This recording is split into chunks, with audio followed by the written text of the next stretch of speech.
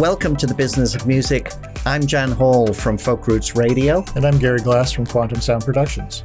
The Business of Music is a new video podcast and an audio podcast. Can I say that? Both, but yes. Basically, the focus is to help independent musicians navigate the music business through discussion and interviews. On this show, we're going to have lots of fun. And this is the first one, isn't it, Gary? This is episode number one. Episode number one of the Business of Music. And today we're starting off our first episode with duo Fresh Breath, Josh and Katie Pascoe from Cottam, Ontario. They describe their music as folk, rock, blues, pop, country, with a lot of heart and soul. You know, and I got goosebumps when I read that on your bio. I love the way that you wove that in. That's just such a great way to describe your music. Yeah. So, between the two of you, give us a quick timeline of your careers in music industry. There's nothing really quick about it, actually. We've been doing this over a decade now, probably 12 to 13 years, and we still feel like we're just starting out. So we're just as excited as when we first did this. So, but we met playing at parties. We're always at the same place, and we started writing music instantly, and we clicked, and we just realized that we need to be doing this. So from there, we started putting out music right away. We wrote like 2 albums in the first 6 to 8 months that we were together. That all sounds very romantic. Yeah. Well, if I didn't mention, they are a married couple. The music came first, and then and then we got together second. But I don't know. Do you have anything? Yeah, basically, it's about, I'm going to say 15 years in. And like Josh said, I feel like we're still just at the very beginning of it. There's so much for us to explore still and to do. And this is definitely a pivotal moment for us. So you were a band at one time too? We were. Mm-hmm. We went through a couple of backlines of band members. We did 2 EPs with one group that there was 5 of us, and we had some success, and we started traveling and we started booking shows. And then as when you get into your mid-20s, life seems to get in the way, and there was no hard feelings with anything, but just some people had kids and some people wanted different things out of life, and we always knew this is what we wanted. So then we just kind of kept powering through, and we've always remained Fresh Breath. That's always been our name. Was it Fresh Breath when you were the band as well? We had Fresh Breath Band, yeah. But it was always Fresh Breath. So it's always been Josh and I, which has been great because it's been easy to keep it going. We haven't been changing names. There hasn't been a lot of rebranding having to go on, which has been nice because there's a lot of people that have to start from scratch when your band disbands. But we did a lot of the writing, and we always kept that name and that vibe. So we have just always kept the name. So we haven't had to do the whole rebranding, which can be tough if you put in 5 or 6 years with a group of guys or girls, and you have to disband for whatever reason, and you feel you need to rebrand. It's like starting all over again. Yeah. So, yeah. Did you find that it's always interesting when you start off in music like this? I mean, was it the fun of making music together that drove everything? I mean, did it ever become like a business proposition? I do notice that when I interview a lot of people about their music, and they seem to fall into 2 camps. There are those people who just enjoy having fun, and if I can make a bit of money doing what I'm doing, that's great. And other people seem incredibly focused of, this is really, it's my career, and I'm going to try and do all the steps. Right. And find all the people I need to bring together to make it work. I think we've had a pretty good balance of doing a little bit of both. We've always written original music, and that's always been the passion and where we've had the most fun. Because it's our own expression of what we think music should be or what we want it to be. Yeah. We also have had times though where it seemed like a job. I mean, you play at the bars and you're playing the same songs, and it gets to be, that thing. Yeah. If you can fall into that sometimes, and then it kind of can take some of the fun away from it, but it's all in your attitude, I think, and what you really want to see happen. Yeah. So what are your primary influences, do you think, in your music? In the music itself, our writing process is really, I'd say it's unique in the fact that it's just whatever comes out. We don't try and stick to a genre. We just like whatever we're going through at the time. If we put a lick together that sounds good and you're like, oh, I've been feeling this way, let's work on that. Like there's a new song on the record that's coming out soon, the end of March, hopefully, it's called One-Liners. So we just sat down and we wrote 5 one-liners out, like each, and then we built a song around it. Mm-hmm. So like none of the lyrics really are tied together, but the theme is what the song is about. So like, I don't know, I guess just whatever we're feeling and however we feel. Sometimes it's blues, we're sometimes always it's listening rock. to different types of music, and I always think of that, like, is this influencing me on my writing? Everything that influences. Right. I feel like subconsciously, it's like a mash of everything that, like there's definitely lots of influences there, but it's hard to pinpoint just one. Yeah. Well, when we were looking at your website, which is freshbreathband.com, yes. Is that right? And, I looked at the list of influences and, you was like, well, yeah, we've got a whole bunch of people that I couldn't that stop really it. appeal. Well, we listen to so much. We're constantly trying to find new artists too, like not just what's on mainstream radio. We're always trying to find new independent artists that are not just pushing boundaries of how far you can make it and how fun the music can be. Inspiring. Inspiring. But as far as writing goes, I don't feel like we ever try to make anything sound like any particular artist. Sometimes it just comes through naturally. But So tell us a little bit about the songwriting itself. You both write? We do, yeah. Go away to your own corners and work on Sometimes, things and then come back? yeah. Or do you like to work times- together? A lot of times Josh will write something separate or I'll write something separate and then we bring it together and we'll kind of, work on it together. But then other times we'll write together and it seems like we do problem solution writing a lot. mm-hmm. Or one of our songs, Pick Up, Move On, that was released a few years ago. Josh had this great chorus, Pick Up, Move On, very positive, and he couldn't figure out where to go with it. And I kind of came in and did like a backstory version of verses to kind of, build a story. So that's kind of a fun way that we like to write too. Which I think comes Katie's through a lot. good at the serious verses, and then the simple solution apparently is where I'm at, which I got with a catchy chorus of some sort. But we like to write like that. Who's the musical genius portion? Oh, both of you? Katie's a melodic genius, I think, as far as melody goes. For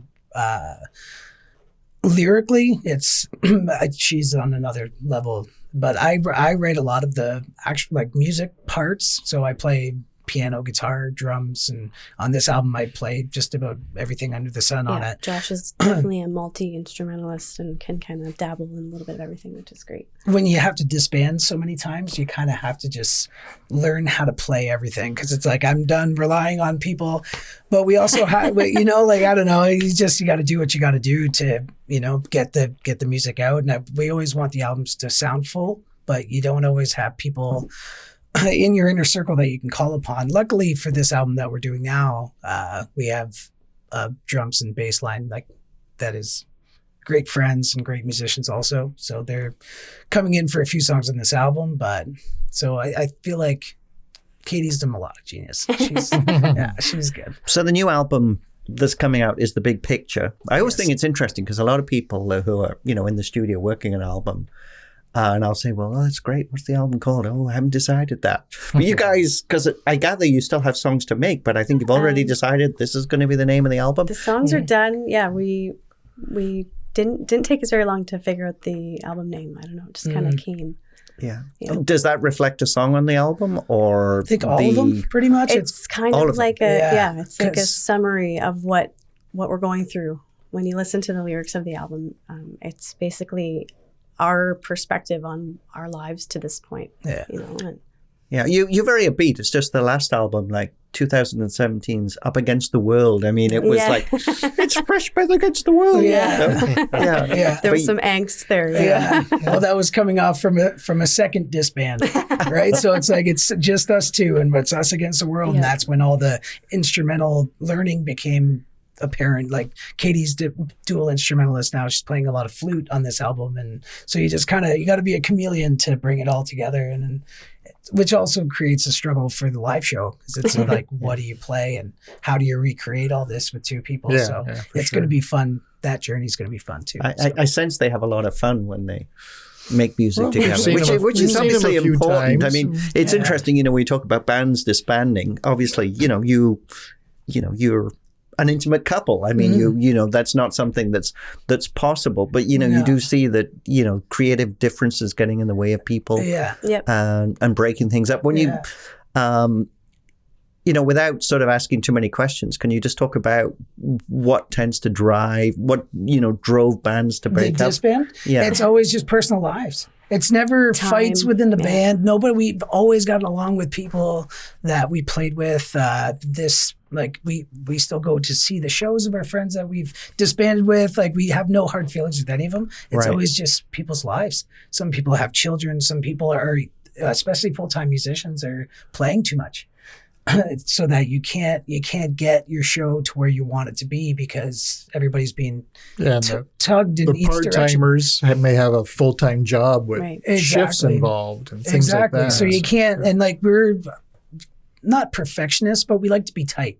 When we play live, we don't want to be like, oh, well, it's okay. That's close. It's close. That was, we like to be tight. Our struggle was our time. Everyone's time is precious and everyone's busy and has their own things, but we wanted to make sure we were getting together enough to jam and practice and get tight, and it just never worked out. So instead of forcing something to happen that wasn't gonna work out, we just decided it's easy with the two of us. We're always together, and we're jamming in the living room every night anyway. So and the fact, I guess, that you're comfortable playing a bunch of instruments now. I mean, that obviously means that you don't need to depend on so many other people. Right. Except perhaps in certain live situations. Live situations, and we have a backline that's coming in for a few songs in this album and for a few shows coming up that are great and they're dependable and super fun and super talented. So and it's all about timing and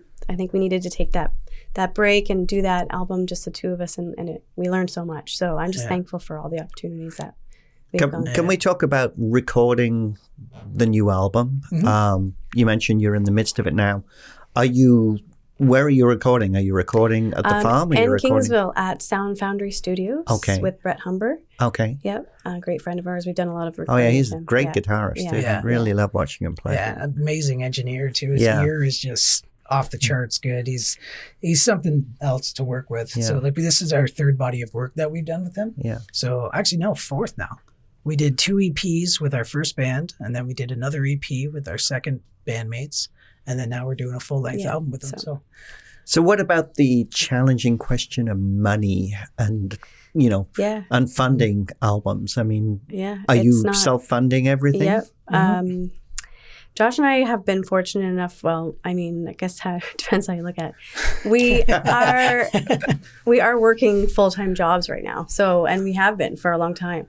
Yeah. So we kind of use that extra money for our music, and it's great because we're able to do that. I know a lot of bands, it takes a long time to save up for that kind of stuff. This is kind of the last hurrah, I think, with spending a lot of money on stuff, because this is our first year transitioning into full-time music. So we're putting a lot into this album in preparation of touring it and into what we can do with this album, because we will probably be a little more strapped for cash in the coming years. You might be touring this one for a while. Might be playing a lot in the barn. Right? Yeah, exactly. But also I think because we're both in this together, we're husband and wife, and our money, we both decide, is going to go towards this, thing. So I don't know if that would work for every couple, Yeah. No, it's not unique, but it's different. Right. When you're both pretty focused on what your future is going to be. Right. Mm-hmm. Exactly. Right. So it's kind of like, I have this dream, I'm going to follow it. Yeah. I meet a lot of people who are, juggling 2 careers. The interesting thing is sometimes I'm surprised by people who I didn't actually realize had a full-time job, but, their focus is, I'm a musician when I'm interacting with people in music.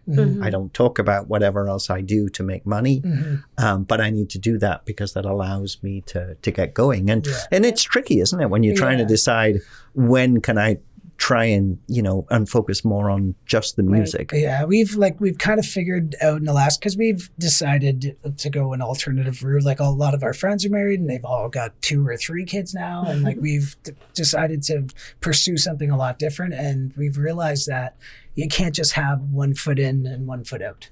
If you want it, you got to go get it, and that's what we're going to be doing. So it's a big step, and there's so much anxiety, and but that's a great part of being a musician. It's like, put it on paper. So what does success look like for you? I mean, if we were going to say, okay, Josh and Katie, in the future, what would success be? I mean, are we talking about, a big house in the country, or you already live in the country?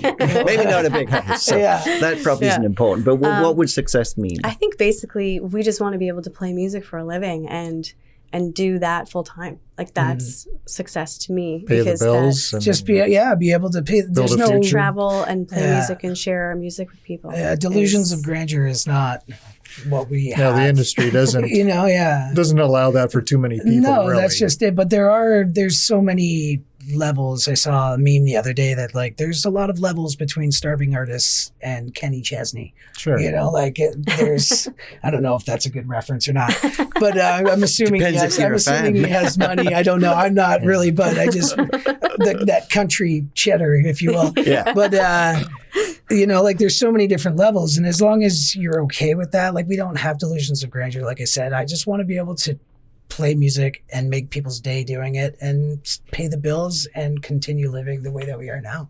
Yeah. So we're excited about it. Can we switch the conversation into gigging? You have an Ontario tour, I think, taking place this spring, and then you're going to be heading out west in September. Yes.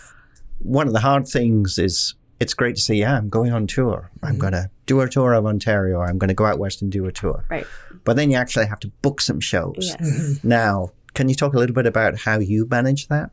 Yes, Josh has actually been the kind of email manager for this. Yeah, correspondence is key. Like a lot of people talk about how musicians are not so much flaky, but, you're late or you don't show up on time or, you can't be that. You just can't do that. So like when you're emailing people, you have to be on top of your game. You have to get back to people promptly. And I know she does. Yeah. Yeah. Well, that's just We're both pretty good with it. Yeah. And like if she's handling a chain, then she's got that chain, So then if I have a chain, that I'll handle that chain. But I think as far as getting into places, you got to do your checks. So what do you research to find the venues and then? Yeah, the best thing, social media, if you're following people that are doing what you're doing, you're finding people who are playing these places. Find people who are playing these places. Similar. There's people touring. If they've got the same kind of act that you do, then you can easily be like, we kind of have that kind of act. We could play that place. How about I look it up online? Venues, so let's check them out. Yeah. Let's find and then you just contact. blast emails. Like that's the way that we do it. You find out some Facebook pages or websites have booking emails, like booking forms. Yeah. Yeah. So like you just send them out. Make sure you have you don't even have to have a professional EPK that you get through something like Reverb Nation, which we have also. But if you can just send them your website and a couple of live videos of what you do, just so that it's right there for them. Hi, we're on tour. We're coming through at this date. And you just leave them a bit of and make sure you have, lots of leeway in time. Yeah. You got to. Because people book so far in advance sometimes. And some people don't. That's the thing too. Like sometimes I'll send an email 8 months in advance and they'll be like, we booked 2 months out. Right. And it's like, okay, well, I'm not comfortable with that because I want to be 2 months out. I want to have my bags packed. You kind of have to, exactly.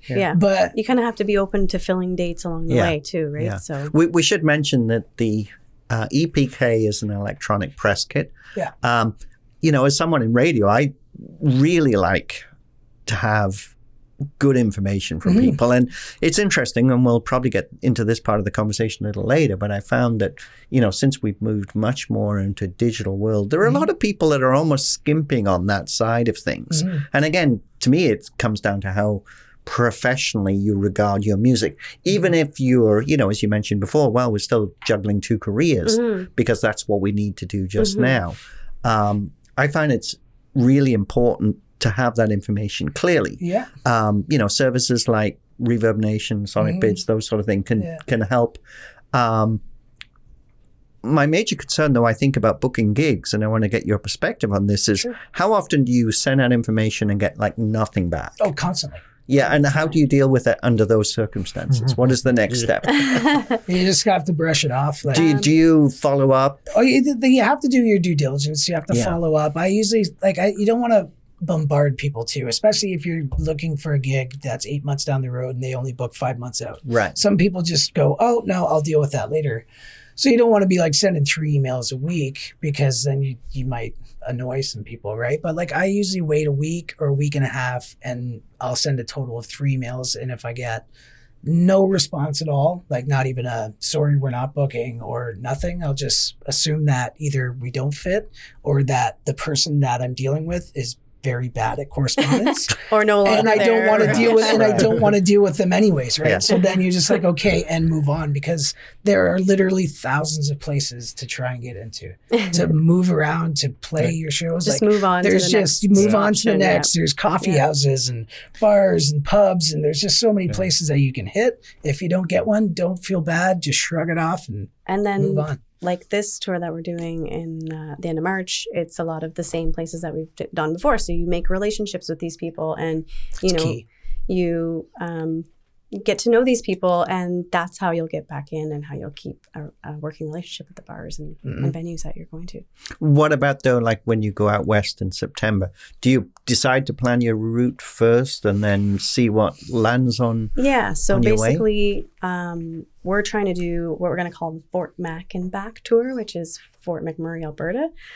We have family that's there, and we've always wanted to go there, and so we kind of thought that would be fun to do Fort Mac and Back tour. So so we planned out our route, and we kind of timed it out how we think it should go, and are open-minded to changes, because it's not always going to work out that way. And then, as you mentioned, just really chilling out. That you pitch, and then you follow up a couple of times, and if nothing comes, then and don't get discouraged. It's hard. As I'm saying this, I feel all this at the same time when we're booking and we don't get responses, or it's very easy to be oh, maybe it's because what we're doing isn't good enough. And it's well, maybe if you're just sending an email with no contact or no EPK or no professional front, then maybe you aren't doing enough. But if you have all of your ducks in a row and you're doing your due diligence, don't feel bad. You just gotta. Sometimes you just don't get interest. Yeah, sometimes you just don't get interest, and it's so you can't take it personal. It's the entertainment business. You just can't take it personally. Yeah, you got to move on. So let's talk about marketing and putting your music out there. Streaming, CDs. You guys do CDs, electronic. You have download links, kind of situation. Yeah, and then I'm sure you're out there streaming, but that's different success levels for everybody. It is. We follow a band that's coming through town actually right soon. Mice on the Hurricane. They're phenomenal. I'd give them a plug. But anyways, they're great. So good. We're going to see them tomorrow. Great. But their drummer and manager is very, very smart. They're doing everything themselves as well. And he's just if you're not on Spotify, you it's the way of the future. You have to be doing it. I would love to not be doing that and being able to, for every time somebody listens to our music, getting paid, but it's just not the way that things are going. So you can't be in denial about that, but also you can't expect to get rich from your streams, because it's just not going to happen. The best way to do it is you have to be on there. You have to try and get people to listen. You have to try and get on playlists so people are listening to your music.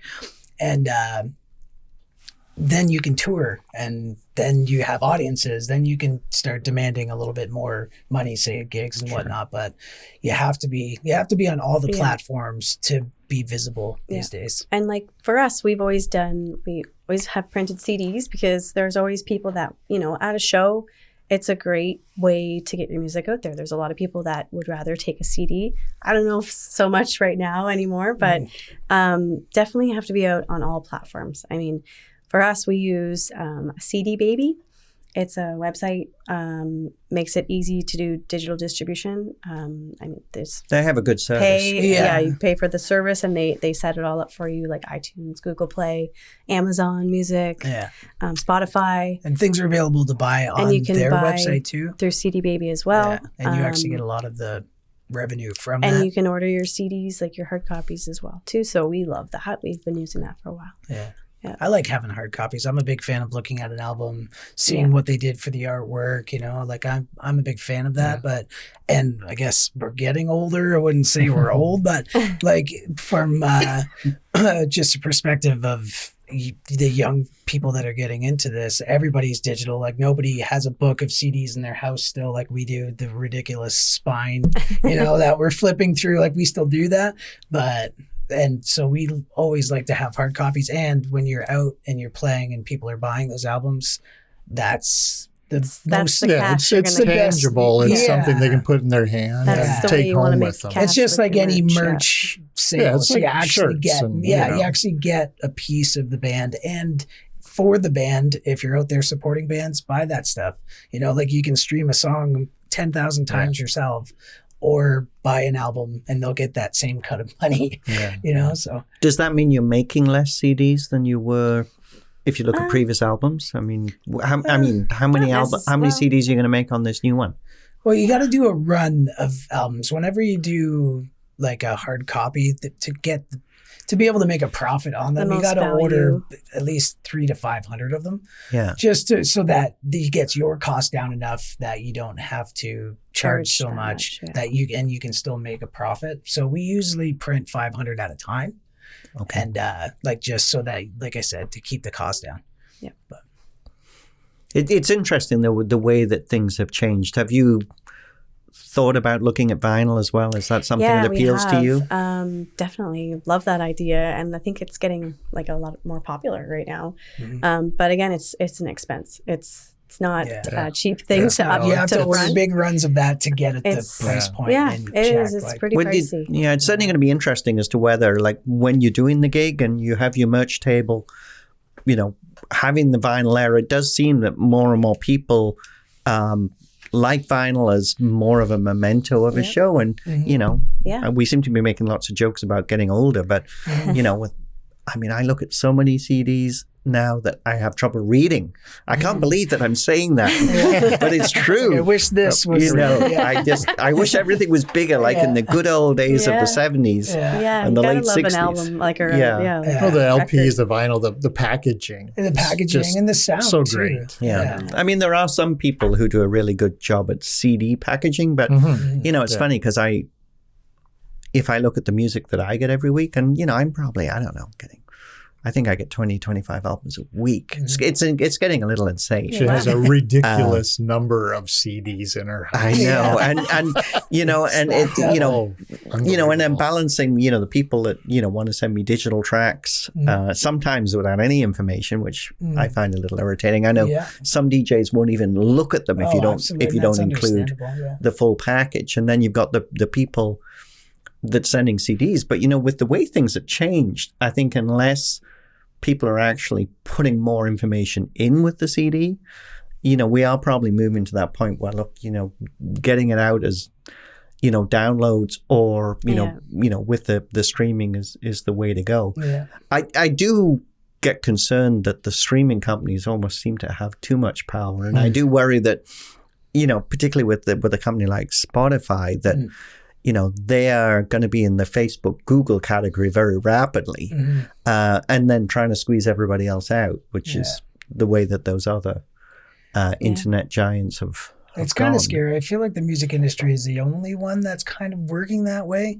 like where everything's going digital, but the musicians are the only ones not getting paid for Yeah. it. Like your people doing Netflix specials, they're still getting their lump sum to do their Netflix special, or movies. They're getting paid to do those projects, and then they're streamed and But music, it's just you put it out there, and then it's Yeah. just It's the free. wild, wild west. Yeah, it's free music for everybody, it's great in a way that it's like it's never been more accessible, and it's never been easier to get a worldwide audience. It's I never guess. been easier to record the the music and put it out, which is a downfall in itself. Exactly, because there's just so much, And there's so much of it now. not necessarily good. Yeah, Which Yeah. is But it's interesting because, when we're talking about independent people like yourselves that, you can go to CD Baby or go to TuneCore or something like that, upload your music and boom, it's out there, which is great. But then suddenly you've got no control. And then you're up against people who, maybe on, today's version of what a label is, and then have people who's, paid to try and get influencers to pick up music to put on their playlists. My sense is that things are still changing very rapidly, and that maybe in 5 to 10 years' time we're going to be, not just. I was going to say looking back and saying, what's the CD? But actually, I read something last week where people said, well, actually CDs may start to come back again once people realize that. They still have their place, but then you get people that say, well, I don't have a CD player in my car. Exactly. that's true. It's sad. I hate that. It is, Like I said, half the fun was like, what are we going to listen to? Let's flip through this. Yeah, big like a book. road trip with your CDs. I don't know. Yeah. But as far as on a standpoint of helping people try to get out there and try to get on these playlists, it's all through social networking. Like I've done a lot of research because we're trying to do everything that we can to get noticed, to get out there, right? Yeah. So like I was just going to say how important is social media to you. And you can connect with anybody these days too, which is something that you didn't always have. Like you can find A&R people through LinkedIn. You can find playlist curators on LinkedIn. Like that's their job title. You can look up their name. You can find them on Facebook or on Instagram, and you can like their stuff. You can start liking their stuff a lot, and then all of a sudden they know your name, and you're throw your stuff out there to them, and like you can build an online relationship with never meeting these people. So like it's hard to do, and it takes investment in time. And it's a lot of time. practice, but like if you want to get on these playlists and get noticed, you have to devote the time to making these connections, to trying. And like we're actively trying to do it, and like I guess we don't have a golden answer, because it's not like, oh well, we put out an album, we follow this method and everything's everywhere, it's like we're still trying to find what works for us as well, right? So you're just social media, like your Facebook, Twitter, Instagram, whatever, are you guys using that as a primary tool to hit the audiences? I think it's to a build must them? at this point. You have to. Like if you're not doing it, you're kidding yourself. Like it may not be exactly what we want the industry to be going to, or like where you would like to be spending your time. But if you're not doing it, then you're only hurting yourself, I think. Because we did a Meet the Buyers, Talent Buyers thing in London one night, and the first question was, how are your socials? What are your stats? Yeah. It's all about that right now. Yeah. Like you could be the most amazing singer-songwriter and you don't have a website or a Facebook page, then they don't think you need to kind of be doing it already. In a sense, like, you already have this established. Okay, so then you have an audience that is proof on your socials. I think that's what a lot of people look at. Yeah. I start to feel like we're getting into a Black Mirror episode here. It's all about the likes. It's crazy. It's not exactly like we're the elder millennials, if you will. Like we're not technically millennials, but like we're in our mid-30s, and it's just the way that everything is going. If you want to attract an audience, it's also a great tool to advertise yourself, to show what you're doing, and to gain. I fans. see you posting whenever you guys are playing local and everything. It's like, those things work. I can't go. I find the interesting thing about putting the music out now, though, especially with, with Spotify and the other big streaming services, is that more and more the music is actually, we're actually sliding back to the days of the 50s and the early 60s where, it was all about the single. I mean, I see that a lot. I mean, the number of people who have started to reach a decent profile, the people that I play and interview, more and more people are saying, well, here's the first track. This is the first single. I find it sometimes frustrating because I want the album. Yeah. I want to hear them all. Let's hear the whole thing. But because if you can get that breakthrough track, and it's that track that might get picked up, by one of these key influencing playlists, then that helps to build momentum for other things. And I guess it's the same way that social media works. If you can get that, grab people's attention, will really move things along. I happened to watch a podcast, and the guy was saying that the release of multi-track albums, anything, is going to go away. And people are just going to release one, release another, 2 months later, release another, 2 months later, release another. And it's like, I don't know, that sort of consumption doesn't seem right. It doesn't, because you can't, play the heck out of a song for 2 months until you get a new one. It's sad, but it's like, it's the consumerism, right? It's like, nobody wants you to have anything for too long now. It's like classic rock is the last thing that's done that. Now they want a song that's a hit for 2 months, and then they want another song one after that, right? It's almost like that's why a lot of things have gone down in quality in all aspects of life because they want you to buy another one. I think you're older than you claim. I know. Right? Well, I don't want to be a curmudgeon, but it's just kind of the way that it's going. And like you said, it's like it's not where we want it to be going, but it's just where it is, and you kind of have to roll with it. We've put out EPs, so we've done the 5-song EP thing, and that's kind of like a version of that. So it's like a quick album or like a I don't know, a short spin of something. But the last album we did was a full length, and then this one will be full too. We had 11 songs. Yeah. So we have. I maybe it's because I'm old school. I still think I prefer that because I'm interested in the artist and their music, and when I'm interviewing people, I want 3 or 4 to pick from. Right. Yeah. Because actually, I'm going to play through. I mean, I want at least 3 or 4 to pick from. I do worry though, it's almost putting all your eggs in one basket, because if that single doesn't go, then what do? You try another one and that doesn't go, and then because it's not everybody has the ability, to be able to hit the mark time after time after time. I mean, obviously that separates the people at the the very top from a lot of other people coming up behind them. Yeah.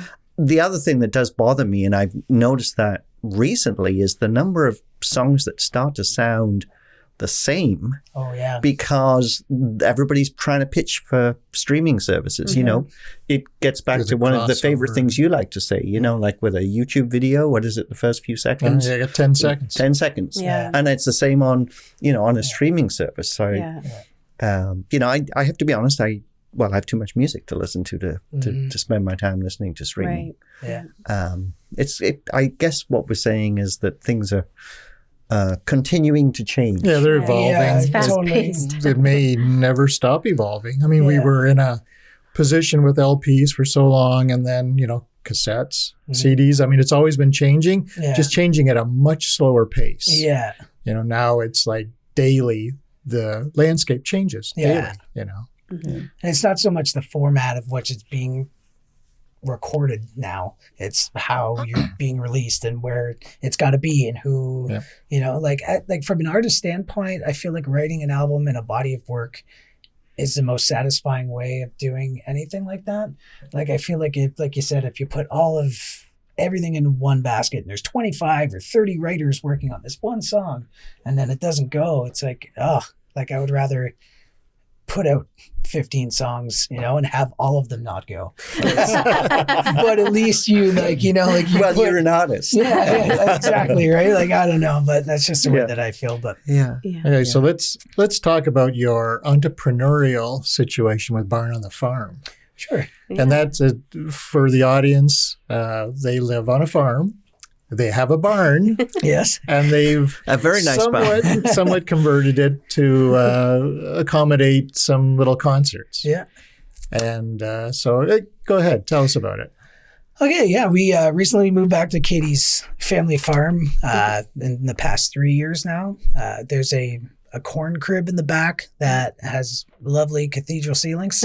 And every year we've kind of added a little bit more. But the first year that we did this, we just built a stage and we rented chairs. And we want this to be a show for the artist and the listeners. And so I think it goes hand in hand when you have a group, like the place seats about 120. And we want everybody that comes to know that they're coming to listen. And we want the artist to know that the audience is coming to listen also. So bring your chops and you'll get compensated for it. Like we don't really make like profit off the shows. Everything that comes from ticket sales goes to the artists. So when we play the shows, we get paid. So technically, but like now that we have the venue in order, everything goes to the artist. So every bit of ticket sales that we can. I can say I've been to 2 of them and they're great. I mean, everybody has fun. Everybody enjoys it. You've had exceptional, guest artists there, and you guys do a great job too. So it's Thanks. Yeah. It's very enjoyable time. And I have the luxury of videotaping them, so they're out there. Check they are. You should check them out. He does a great job. It's really like house concerts in a wonderful barn. Now, currently, I think you're going to have one this year. I think June the 22nd. That's going to be a CD release show for you? We're thinking, we haven't released the lineup yet. We're still kind of working it out. But because we are releasing this album within the next month or so, we are definitely going to be playing a set and showcasing some of that. But yeah, details would be out soon for that. Yeah. And people can pick them up through your website and then on social media? We actually have a Burn on the Farm page on the Fresh Breath Band website, so you can find all kinds of info there. Yeah, BOTF at the top of the page. Yeah, BOTF, Burn on the Farm. We'll have tickets on sale online and physical tickets as well. Yeah. Oh, great. We're going to try and keep growing it every year. Every time that we do this is the 3rd year now. We always want to have top-notch performers so that the people they're not afraid to buy a ticket to come out. And we live in the middle of nowhere. Sure. It's only about 15 minutes from Kingsville and Leamington, but we live on a farm. But for the people who haven't been there, I'll mention some of the names that have been there. Christine Campbell, Sarah Smith, the O'Cheas. I mean, like really good performers. And like, I'm glad that both times I went there and I met Christine and Sarah, and then we did sessions with them, and like top notch, absolutely. Yeah, and just wonderful people too. Like great, approachable. The motto of the Barn and the Farm is all gratitude, no attitude. So we just try and bring that into everything that we do there, just to the people that show up. It's BYOB, so you can bring your own beverage. You can bring your favorite drink, cocktail, that's only a couple hours long. It always ends up being low key. Nobody gets out of hand for the most part, touch wood. Maybe us. So like we just try and make it. I think, if you had, you have some nice reach with it, because I ran into a couple that was at the last one and we were talking. I said, well, do you know anybody here? And they said, no, we saw it online and we thought, wow, this is really cool. Let's go. Right. And it's spreading. Like, well, that's really great. Just so you can pull people from thin air, essentially. Yeah. We're hoping to grow it every single year. Like I have crazy visions of taking one section of 40 acres and fencing it off and having camping and the big stage and everything, but and who knows, barn stock. Exactly. Right. You never know if it grows. We want it to grow organically. We don't want to get ahead of ourselves, but especially next year, because we're going to be doing this full time, we're going to be putting more work into the barn and maybe have a bigger lineup, a bit longer, some food trucks, stuff like that, and just try and grow it. Yeah, it's always the challenge, because then you suddenly run into the insurance aspect that makes house concerts. They can be a little tricky, especially if it appears that people are paying for a ticket to go, and that could cause issues. I have some close friends who actually, when a festival folded, they moved it to their own farm and they rather than having a 3-day festival, they had a 1-day festival. day, And yeah. Saturday was fabulous. They would have like a couple of hundred people, Mm-hmm. a bunch of bands, food and everything. Yeah. But then quickly realized after 2 or 3 years of it, suddenly it was like, well, people are saying, well, you're getting people camping there and you have a pond and people can swim. And, Yeah. and suddenly the Yeah. insurance aspect's just saying, look, it's, Yeah. it becomes more challenging. Yeah. And you get into that whole issue of, how do you run an event that starts to look a bit like a festival Well, that's just without it. making And you- sure all of these things are covered? Yeah, Yeah, for sure. dot your I's and Yeah. cross your T's. a lot- If you it's have a a lot of friend work that to sells take on. insurance, Yeah. talk to them. But it is a great thing. And certainly Absolutely. people in Essex County definitely check out the barn and the farm because, as Yeah, Gary absolutely. mentions, Yeah, it's that's a lot of absolutely fun. good time. Yeah. It's been great to have you with us. We're going to start sliding to the end of the show. And what we have now is what we call around the table. It's actually a bit of fun. Gives you a chance to... We're going to give you some little questions and just get your perspective on them. I'm going to start off with, because you mentioned gigs before, but worst gig ever. You don't have to name names, but at least tell us about what the challenge was. Okay. This was quite a while ago. I don't know how to say this. We had been playing at a venue, kind of like a weekly thing. Oh, I know what you're talking about. And we thought everything had been going great. The last time that we played, it was kind of an issue to get paid. One of those things where you always had to chase down the person. They would always kind of hide or become unavailable. And I was always kind of the what would you call it? The heavy? Yeah, she's the muscle. I'm the if you will. muscle. Yeah. So I don't know. I guess maybe there was a bit of misunderstanding with payment, and we got fired from the gig that night. It's a little too heavy-handed. And we thought, okay, that's fine, whatever. We'll leave. But we ended up realizing that we left a speaker in the bar, and they had locked the door behind us, kind of thing. As we left, it was like the end of the night. And I kind of went back to be like, wait, the speaker. And they're like, no. I'm like, please, Yeah. please let me back in. I'm sorry. Yeah. That was the first thing that popped into my head. So that was worst definitely gig. the worst gig ever. What about the best gig ever? Oh, there's been a lot. They're all so different. I don't know. I'd say the best, most exciting time, I think, ever for me personally was when we opened up almost directly for Tea Party in Windsor.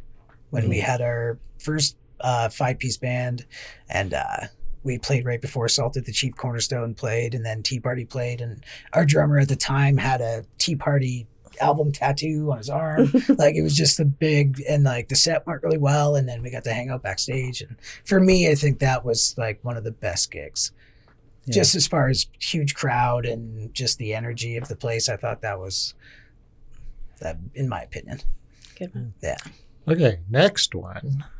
What is your favorite music format? Format. 78s? Yeah, no, you know what? Those really hard ones, when you hit them, they shatter. Yeah. I've got lots of stories about 78s. Yeah, That was you how know I got what? into music. I think just CD for me was probably the best, just because of the turn from cassette to CD and how easy it was to flip from songs and how good everything sounded. And then, like I said, I love the big book of flipping through things. Like, and just like, oh, it's like a kid in a candy store when you have too many of them. I Right. feel like that is my favorite format. Is that what you think too? Yeah, I guess so. That's like most nostalgic thing for me when I think about format. What about you, Gary? Albums. Well, I have LPs? LPs. I have 200 of them in the basement. Wow. And although they're relatively worthless, even though I have, like original issue Pink Floyd, Dark Side of the Well, Moon. I should probably You take can- them It'll- home with it'll me come today. back around. you can pick those up on eBay for Yeah. next to nothing. Yeah. But Yeah. it was the posters and Mm. all that stuff. I would say that I would agree, vinyl definitely. Although I have to be honest, when I moved to North America, I foolishly, because I didn't want to store the collection, got rid of it. And I had I had laser etched discs and everything in those days. I had some really good stuff, which would have been worth some money if I'd actually kept it and looked after it. But it's funny because every now and again I meet somebody who says, "Oh, I love cassettes." In fact, I think Gary might have said that to me. I said they might be coming back. Well, yeah, it's a In a very limited fashion. Just when you're pulling them out and you had to get the pencil get the pencil. to wind them in, you know, like Could be worse. I don't Could be an that. 8-track. I always say that anybody who lived through cassettes the first time would not want them to come back. Not want them to come We back. inherited a couple of uncles of Katie's LP like boxes, so like we've recently been digging into them, and it's a lot of fun for the nostalgia factor of going through all the old albums and seeing the way that they were released. And it's still, I still mean to get off track, but it still blows my mind how any of it's recorded. Like how a needle runs on, you know what I mean? Like that blows my mind. The fact that you put a tape in blows my mind. CD blows my mind. It's all awesome. It's all witchcraft. Everybody can It's see that his mind is easily blown. Yeah, I think so. That's good. Yeah. One last question. Beatles or Stones? Beatles. I was going to say the Beatles too. I figured they'd be they're into the very melodic type stuff. Stones are I pretty was rough. actually would have thought they would have said both. Yeah. Yeah. No, I do more love of the a- Stones too. Yeah. Okay, well, early Beatles, late Beatles. Later Beatles. Yeah. Oh, I would go early Beatles. Oh, early to mid Beatles. It's all good. Yeah, it's all good. Agreed. Yeah, that's the person who's into death metal. No, it's not death metal. It's not death It's metal. not death metal. Melodic. Melodic, yeah. Melodic Yeah. metal. Yes. Well, look, it's been great to have you join us. This has been the first episode of The Business of Music. I'm Jan Hall. You can find me online at folkrootsradio.com. I interview a lot of people. I also host the Sun Parlour Coffee House sessions, which are actually recorded in this wonderful space with Gary Glass behind all of the cameras. Generally. Yeah. And you can find me at quantumsoundproductions.ca. And there's other links to this show and to other things that we do. Yeah. And before we let you go, one last question. What I want you to give me is that one piece of advice that you would give an aspiring musician starting out in their career, or perhaps if you were going back in time and you were sitting with little Josh and little Katie and giving them advice, what would it be? I have something that came to mind. Sure. Go ahead. Stop comparing yourself to others. It doesn't help anything. It's so easy to get trapped in the, oh, look what they're doing, or we should be doing that, or they're doing more than us. And it's just not fair to yourself, and it's not fair to them. You're on a different path, you're in a different time, and it's all okay. You know, it's okay to, you know, to look at what people are doing, but to compare, I feel like it just destroys your joy of your moment, you know, and it's not about them. It's about you. You just have to get out there yourself and just continue doing what you're doing and just believe in what you're saying, and great things will happen. Yeah, and just be a cheerleader for everybody, you know, just like you would want them to be for you. That kind of gets back to that fresh breath thing. What is it? Peace, love, and fresh breath. Yeah. That's right. We only have one thing to do, don't we, Gary? Finish off with a video? We're going to finish off with a video, and it will be Josh and Katie, Fresh Breath, doing Pull It Through. And remember, you can find the Sun Parlour Sessions online at sunparloursessions.com. Thanks again. We'll see you Thanks, next everybody. time. Thanks for having us. And hope you come back for more. You too. Yeah, this has been fun.